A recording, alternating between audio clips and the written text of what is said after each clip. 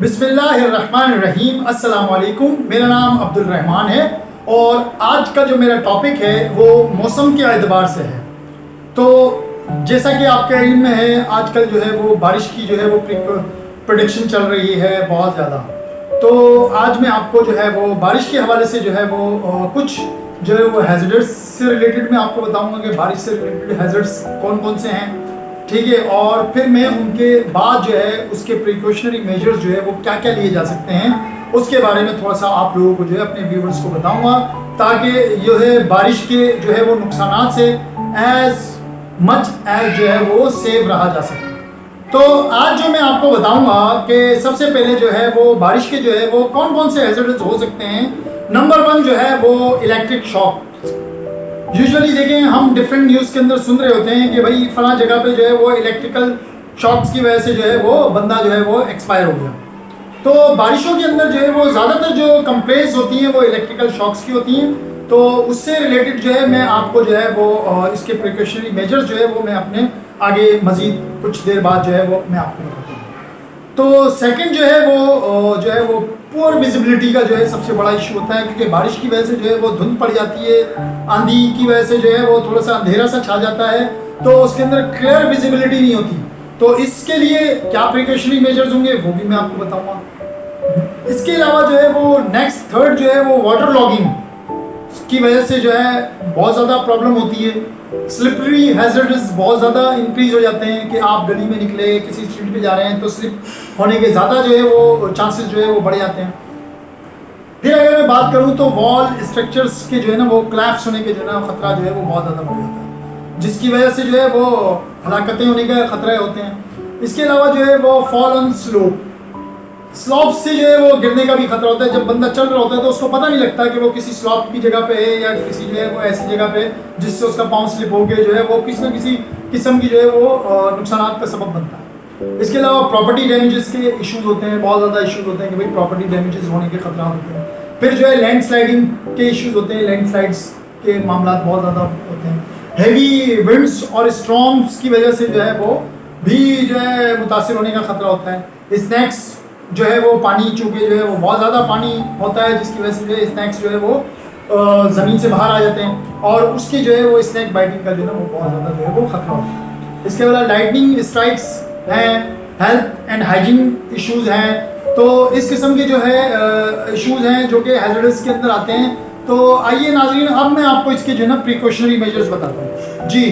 तो precautionary measures के अंदर electrical DB should be covered. Always remember, electrical DBs जो कहीं पर भी आपकी इंस्टॉल्ड है तो it should be covered, proper covered, ठीक है ना। Make sure there should not be any cut joint on cable, ठीक है। किसी किस्म का जो है कट और जॉइंट जो है ना वो केबल के अंदर नहीं होना चाहिए। अगर है तो उसको आप पहले ही रिप्लेस करवा लें। इंश्योर ELCB और RCCB is installed on panel, जो कि बहुत ज़रूरी है।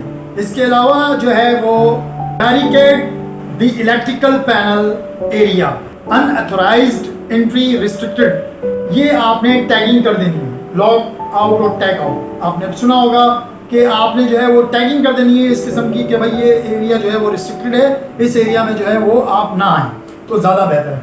इसके अलावा provide proper sloping excavation to control cave in where necessary, provide proper nation where in the chance of poor visibility and also wear high visibility jackets clothing, सही है। इसके अलावा if necessary use stand by pump, dewatering pump for water logging। कहीं पर आपके यहाँ जो है वाटर इकट्ठा हो जाता है तो आपके लिए जो ना आपके पास उसके पंप का होना बहुत ज़रूरी है, ताकि जो है वो डीवाटरिंग जो है वो आप इजीली कर सकें। इसके अलावा डिस्प्ले करें आप कुछ नेसेसरी साइन बोर्ड्स जो है वो आपको डिस्प्ले करना चाहिए, ताकि जिससे जो है वो आप जो आने वाले लोग हैं उनको मालूम चले कि ये साइन बोर्ड्स हैं, इस पर हमने किस तरीके से जो है वो सेफ्टी मेजर्स जो है लेने हैं।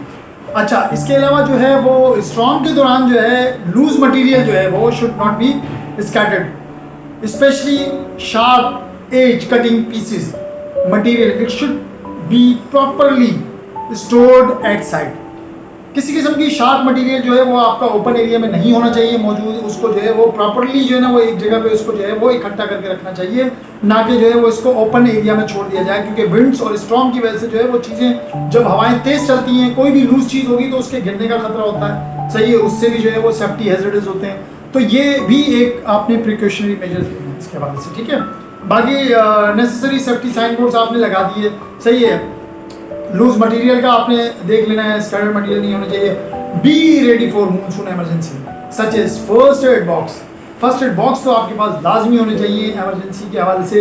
रेडी इमरजेंसी व्हीकल्स आपके पास होना बहुत ज़रूरी है। एम्बुलेंस, जस्ट लाइक एम्बुलेंस हो, ERT टीम वगैरह आपकी जो है वो ऑन साइट अवेलेबल होनी चाहिए बारिश के दौरान, ठीक है। आपने स्टैंड बाय जो है ना अपनी ERT को जो है रेडी रखना है किसी भी इमरजेंसी की सूरत से निपटने के लिए, तो ये बहुत ज़रूरी है। इसके अलावा if you find any snake at your working locations, do not disturb to them and avoid snake bite. If possible and necessary then contact to snake rescue professionals person.